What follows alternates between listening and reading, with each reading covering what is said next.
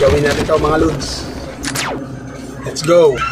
Diretso na agad tayo sa CapCut mga lods. Duo project, kuha tayo ng video yung gagamitin natin. Katulad niyan, yung mukhang taong yan. Kita nyo yung mukhang palakang yan?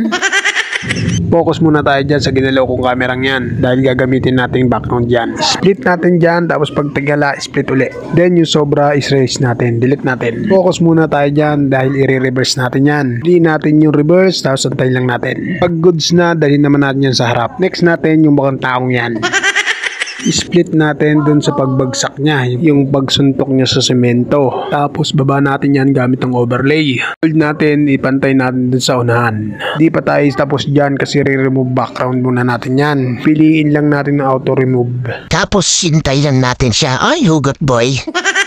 Dahil nasa itaas siyang mukhang tao yan, ibababa natin yan. Hold lang natin yung video. Check lang natin kung goods na, kung pantay na din sa kabila. Pag goods na, pili natin diamond. Tapos atras konti sa may bandang gitna. Ganyan yan, nasa air siya.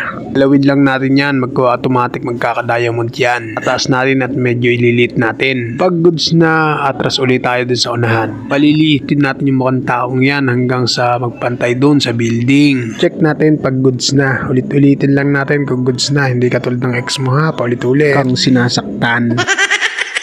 Punta ulit tayo sa overlay.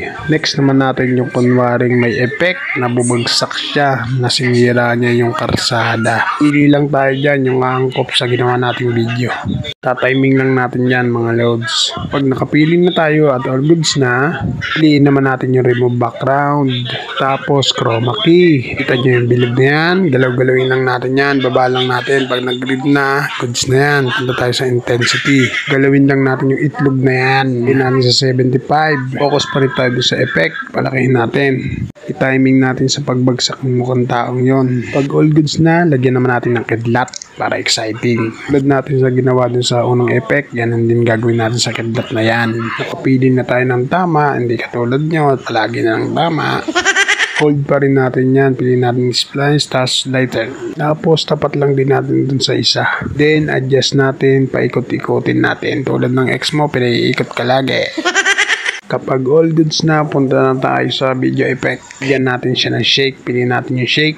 Tapat lang din natin dun sa ginawa nating dalawang effect. Pag all goods na, drag naman natin yan. Paisiin natin yan. Kapag all goods na, export na natin. Sana nasundan nyo mga lods. Salamat sa inyong panonood.